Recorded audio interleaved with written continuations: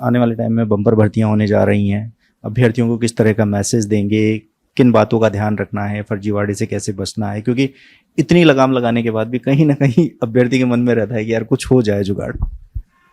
देखिए, जुगाड़ से आप यदि नौकरी लगेंगे तो फिर आपको कभी भी निकाला जा सकता है। आप में हमेशा तलवार लटकी रहेगी सिर के ऊपर। तो आप ये तो सोचे नहीं कि जुगाड़ से नौकरी करनी है।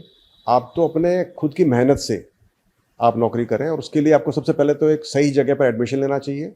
आप फर्जी स्पोर्ट्समैन की डिग्री सर्टिफिकेट, फर्जी पीएच सर्टिफिकेट, फर्जी कैटेगरी सर्टिफिकेट से बचें।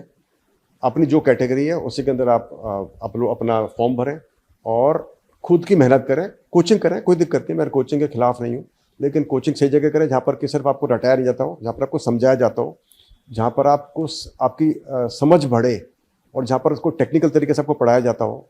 और मेरा हमेशा ये प्रयास रहा है कि जब भी कोई परीक्षा मैं देता हूँ, या दी मैंने परीक्षा पिछले 40 सालों में, 45 सालों में, तो हमेशा मैंने कोशिश की कि मैं पुराने प्रश्न पत्रों को सॉल्व करूँ, उसी संस्था के या दूसरी संस्थाओं के, उसी परीक्षा के दूसरी परीक्षाओं के। तो मैं ये भी आपको दोहराना चाहता हूँ, मैं पहले कई बार बता चुका हूँ इस बात को, कि जो बच्चे तैयारी करते हैं आरएसएसबी की परीक्षाओं की, वो एसएससी की, आरपीएससी की जो परीक्षाएं होती हैं उनके प्रश्न पत्र देखें, और उन प्रश्न पत्रों को एक टाइम बाउंड तरीके में सॉल्व करें।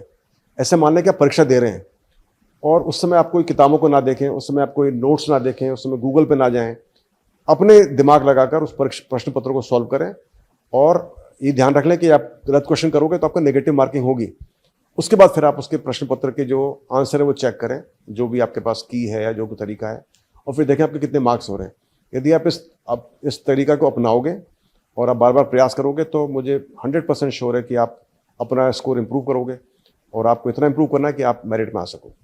तो मुझे पूरी उम्मीद है कि आप इस बात को ध्यान रखेंगे और अपने मेहनत से परीक्षा पास करेंगे।